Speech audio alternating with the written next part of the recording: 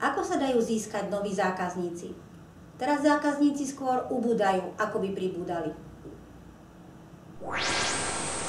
Nie je pravda, že by ľudia a podnikatelia, aj keď je táto ťažká doba, nechceli nakupovať.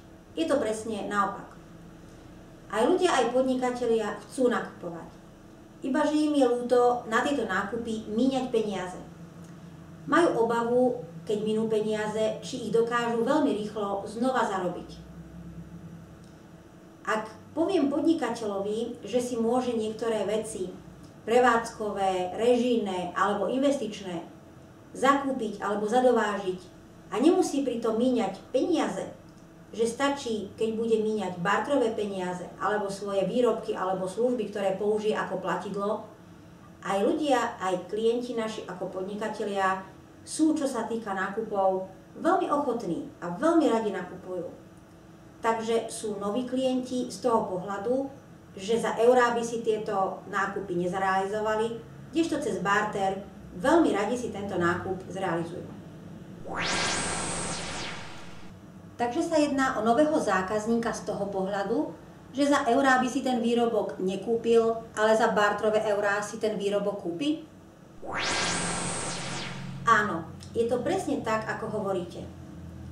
Nového zákazníka ale môže náš klient získať aj z pohľadu konkurencie.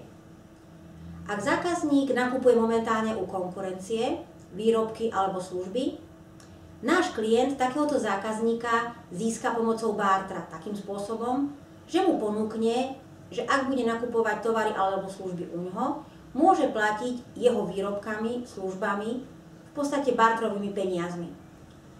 Toto je pre zákazníka veľmi výhodné a veľmi často odíde od konkurencie a príde k tomuto nášmu klientovi.